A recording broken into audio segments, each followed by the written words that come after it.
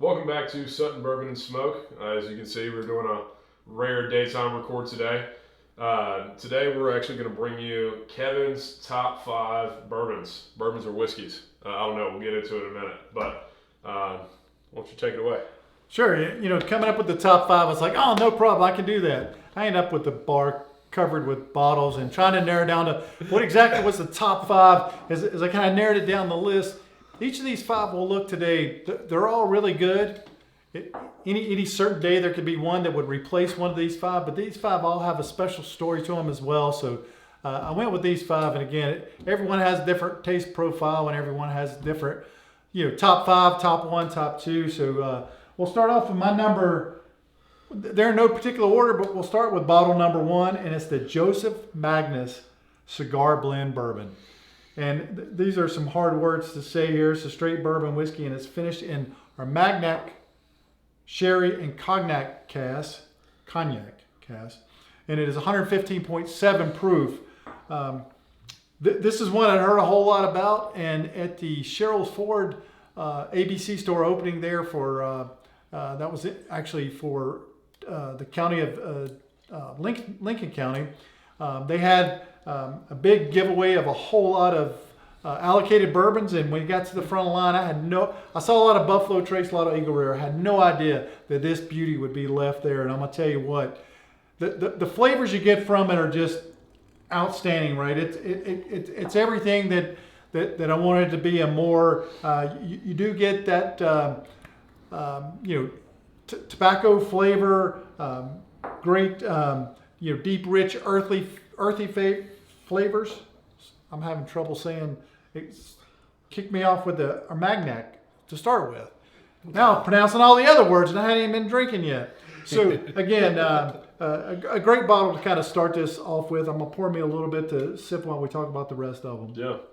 Yeah, what do you guys think about this? That was a big day. We waited in the rain, the cold rain. Well, that morning. You guys were prepared, right? I'm in there in shorts and a t-shirt and standing in the rain. Yeah. We're on our way there, you said, I don't know if this is going to be that publicized. I don't know if there's going to be that many people here. I was like, I don't know. Right. Get there, the lines wrapped around the building. We pulled in, there's so many cars in the parking lot. I'm like, oh man, there's gonna be nothing left. And this is one of the bottles we walked away with. That was a great day. We got that.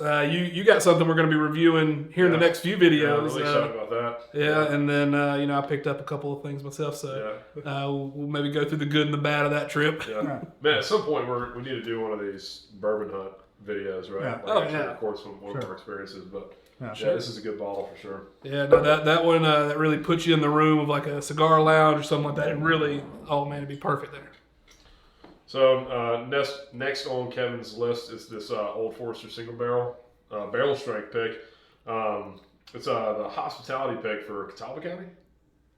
Yes, Mecklenburg County. Mecklenburg County. Mecklenburg County. Yeah, and scored this at the Matthews Pineville ABC store, right? Yeah.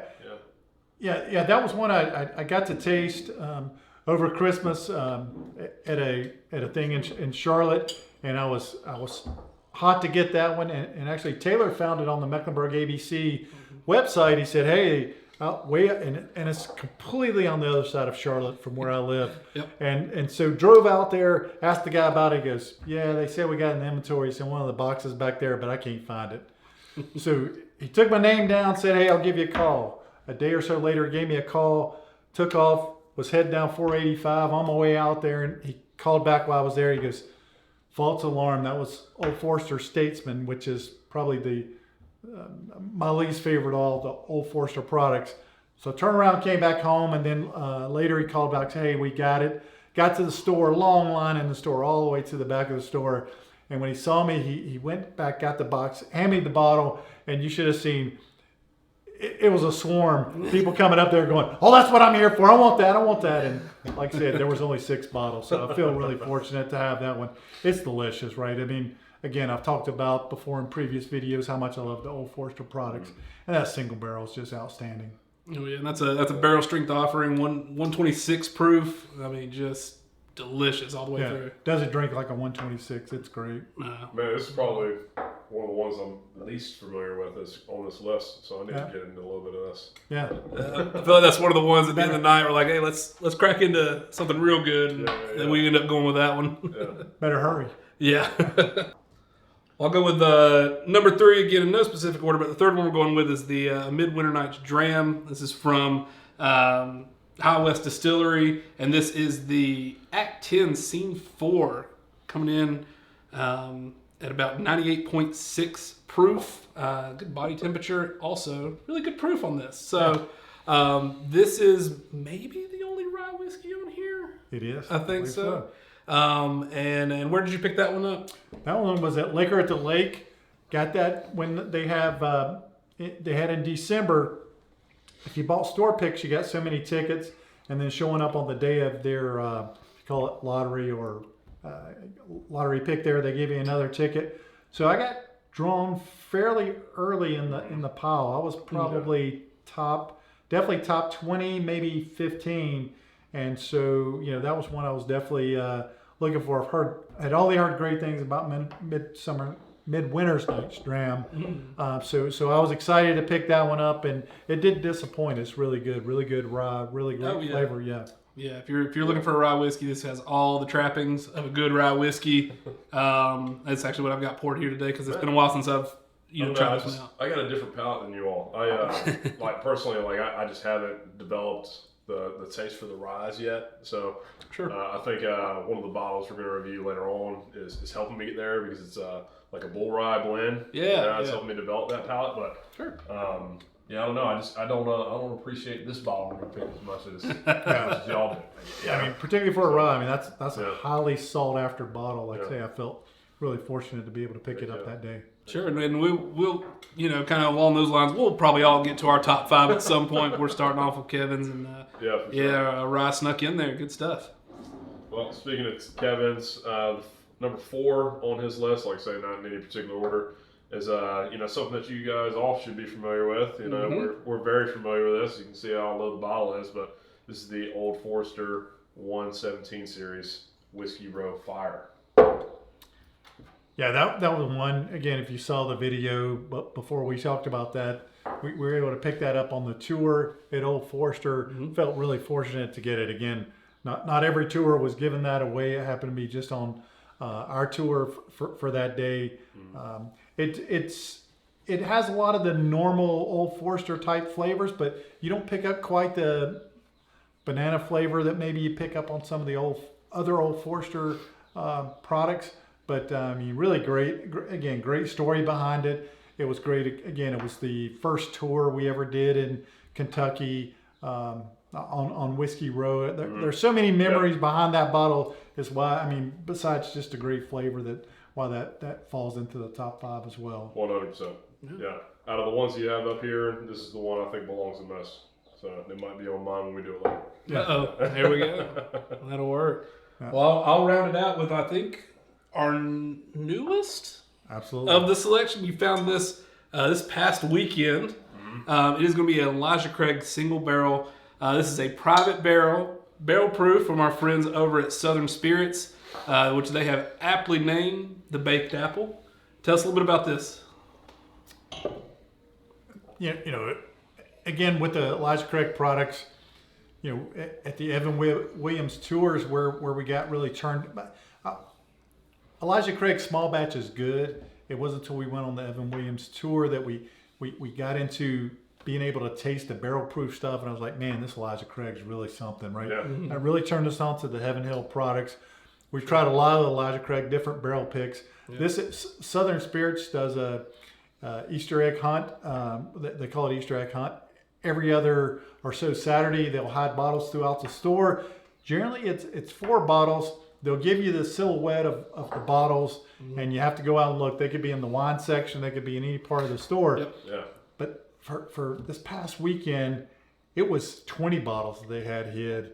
And this was, again, one of their store picks. As soon as I got in, it was a pretty big line there. I ran right past a bottle of it. It was sitting out the counter in the wine section. Yeah. I walked right past it. The guy behind me said, here it is. It wasn't hidden. It was on the counter. I was kicking myself the whole rest of the hunt. And then I believe it was either in the vodka or rum section. It was in a white liquor man, section. it was in the liqueur section, because Yeah. I walked past it twice in Right. the liqueur section. And it was just second in the row there. So anything that says baked apple, right? I mean, that caught my attention as well. Sure. And man, it is outstanding. I'll tell you, Oh, man. Southern Spirits knocked it out of the park with this one. Yeah. Well, I'm sipping on it right now. I mean, it's almost like tangy caramel brown sugar. I mean, like, Oh yeah. it's baked apple pie all the way. Yeah, they couldn't have named it anything better. We got a 10-year, 112 proof. A lot of that apple flavor coming through. Just Man, delicious. it drinks like a 90 proof. Absolutely. Yeah, no, absolutely. It does not drink to that 112 proof, but all the flavor and the complexity comes through with it. Oh, it's just all you could ask for in a bourbon. Yeah, absolutely. Yeah. Absolutely. I give you a quick story. My grandmother was a great baker.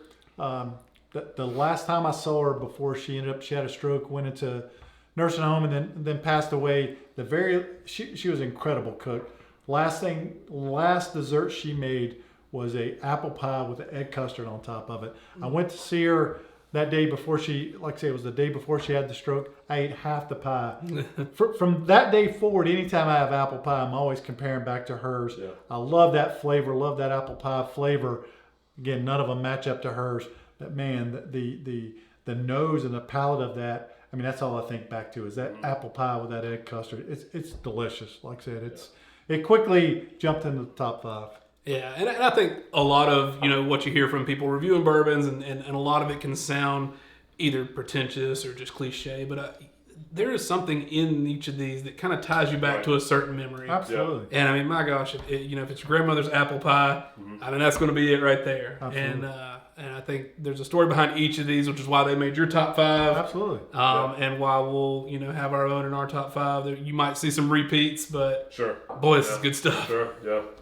So for those of you at home that are thinking like, hey, these are obviously pretty allocated bottles, or stuff that's going to be more difficult for you to find if you're not local to this area, right? So, and you guys check me if I'm off base here, but for this, I know this is a private barrel pick, but I mean, pick up a C922, pick up the new barrel strength A123, right? Sure. If you like the Elijah Craig profile and you're looking for something like that. Yeah.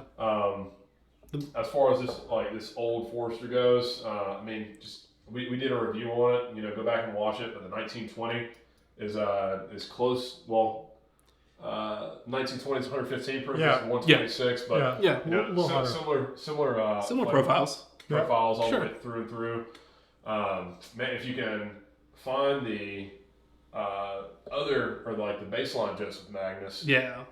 I think that's like $100 MSRP. Yeah. Pick up that one, and obviously any High West products will go here. Yeah, and I think at least for both of these, they're going to be as allocated anywhere as they are here. Right. That these are not specific to our region. They're pretty much allocated everywhere. Yeah, So you got as much luck as we do. Yeah. Yeah. No, On the just to jump back to Joseph Magna, the guys at Southern Spirits, I'll give a shout out to them.